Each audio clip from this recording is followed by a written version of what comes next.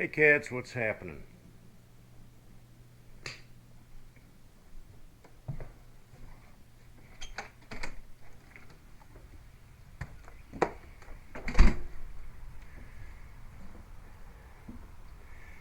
I've been pondering a lot of things today, and I thought I'd just share my thoughts with you today.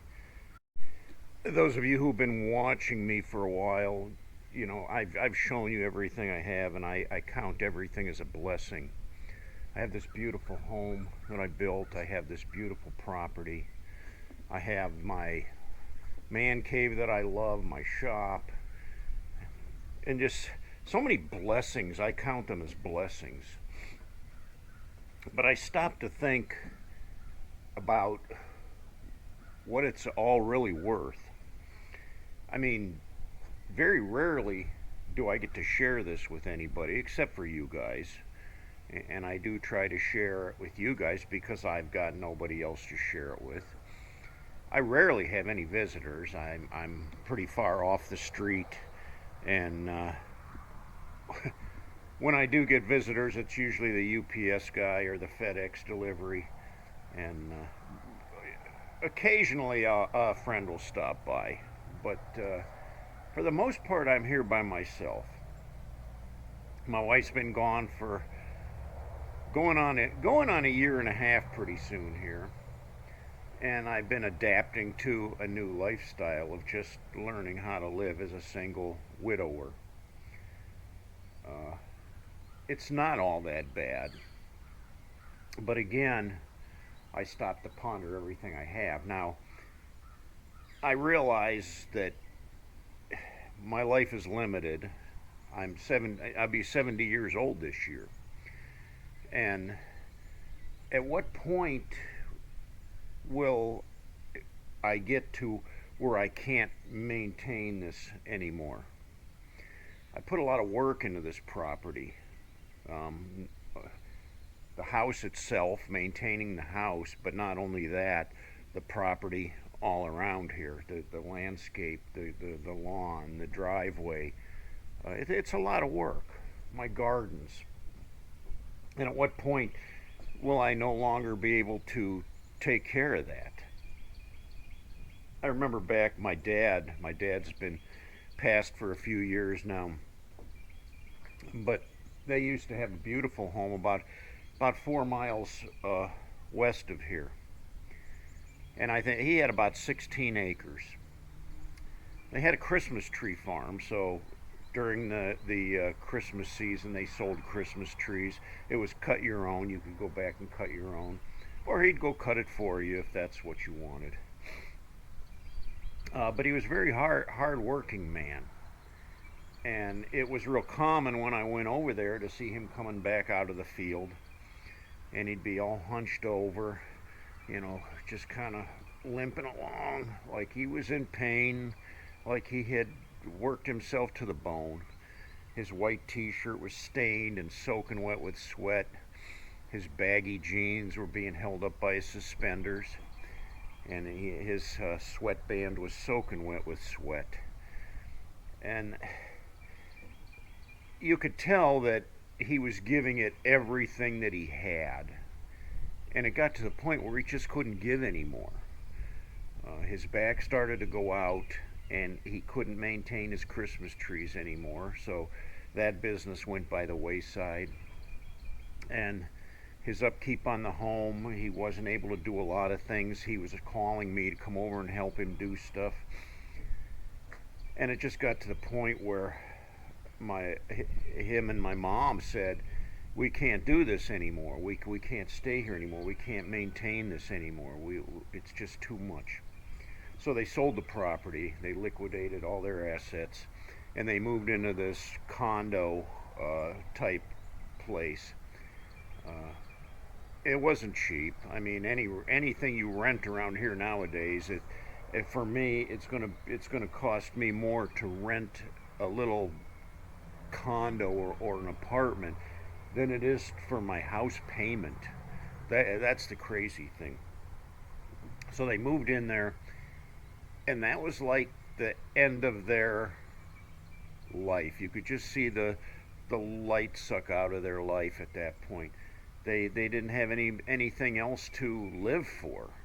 They didn't have their Christmas trees, their garden, their lawn to maintain. They didn't have their house to entertain family, and now they were in this little condo. And my dad pretty much just sat in his chair with his broken back until the day that he passed, and he passed right there in their condo. It wasn't long after that that my mom couldn't live there anymore. She couldn't take care of herself. She kept falling down, and she had to call 911 to come and help her. She couldn't get up. She was wedged in the bathroom. She fell down in the kitchen. She fell down in the living room. And so it was finally determined that it was unsafe for her to be there alone. So she had moved in with my brother for a while and lived with my brother and his wife. But it got to the point where she was too much for them to take care of, and they're both working people, so they couldn't leave her there alone. So she ended up in a nursing home and eventually passed there in the nursing home.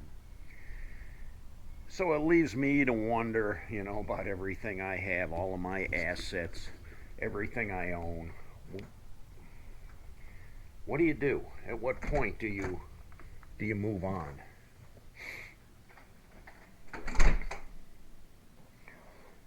I'm not ready to do that at this point, not even in the least bit. But the day is coming. I think, I think 10 years from now I'm going to be 80 years old. That's only 10 years away, and that's kind of frightening to me. I still feel very healthy and capable to do everything I have to right now, but something could happen very quickly and leave me incapacitated where I couldn't do this anymore. If my back went out, if I was injured somehow, uh, you just don't know when that day's coming. So how do you prepare? I mean, I look around and I think, gosh, I have so much here, so much. Nobody would want it, but what happens? Do I stay here until the day I die? Do I spend my last breathing hours here in this house? And then what happens to everything? Well, it's up to my children to deal with it, and they're going to have a handful to deal with everything.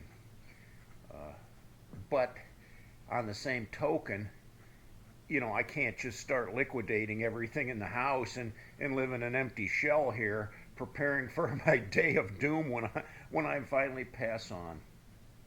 So how do you prepare for that day?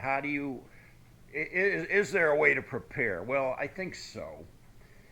I think, it's inevitable every one of us has our day coming where we will pass on into the next life. And I can honestly say to each one of you that day will come. And when it does come, are you prepared for what will happen to you at that day? Where will your spirit go on that day? Are you prepared? I'm prepared. I've been born again. I've asked Jesus to forgive me and to be a part of my life. I'm still a sinner. I'm just like everybody else. I fail almost every day. I mean, I go out in traffic and somebody cuts me off and I'm cursing like a drunken sailor.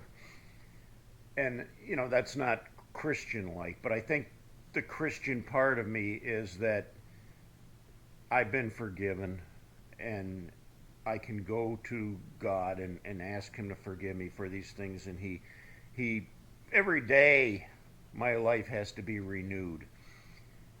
But I know one thing, that above and beyond everything else here, the day when I do conk over, I'm totally prepared for that.